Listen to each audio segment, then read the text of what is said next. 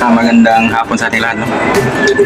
Ngayong araw na to guys, yung helper ko na si Francis na napakasipag na bata na helper. Hindi kami nag-start ngayon kasi masakit daw yung katawan niya. Pagod daw siya. May rason naman guys na napapagod yung bata, no? Yung helper natin kasi siya yung nagmumuhat ng buhangin, simento, siya nang magmasa at saka din nagmumuhat ng alubla. So siya lang isa guys, walang katumpang. So okay naman yung rason na napapagod yung bata, no? So bukas na kami mag-start sa trabaho namin. So ito na yun guys, meron ng mga kabilya. Pinandaan ko ng mga kabilya. Yan. Bukas matapos na to guys, pag-file at saka yung pag-finishing, no? Diretsuhin ko na lang pag-finishing guys para matapos na. Ito yung lalim natin is 2 meters plus, no? Yan guys.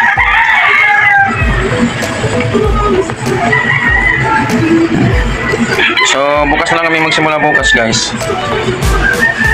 Kasi wala tayong helper ngayon kasi napapagod si Francis, yung helper natin na pinakamasipag. Napakita ko sa inyo kung ano kasipag, no, yung helper natin. So yung sa inyo yung helper ko guys na pinakamasipag, no, kahit may bisyo siya guys, pero iba siya lang na kilala ko ng helper, no, si Francis. Kahit may bisyo siya guys, napakasipag niyang kumilos na kasi sa mga pagmamot ng mga simento, pagmamasa, pag-helper sa'yo. So napakasipag talaga yung bata, no? Saka yung understanding yung si Francis, hindi namugulo. So alam ko yung may gusto yung bata na yun, pero matulungin yung bata na yun.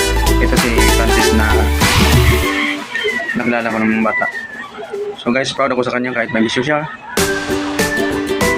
Wala naman akong nakita masama sa kanya. Kung sa iba yung masama sa akin guys, okay naman. Wala naman akong problema sa kanya guys. Ulitin ko, kahit ganyan siya, matulungin, respetado ng kapwa niya. Saka kung anong inutos mo sa kanya, basta kambakulian lang, walang problema. Dahil nakapasipag yung bata. Proud of him, Francis, pasyon niya. So guys, dito na muna tayo. Bukas sa tayo sa trabaho, yung si Francis siguro nire-relax niya yung katawan niya kasi pagod siya sa yung katawan niya, so mga tabi-tabi pa kung pamawalan yung buong katawan niya kaya siya pagod. So hindi lang natin guys, so hanggang dito lang gagawa. Thank you for watching guys, bye bye.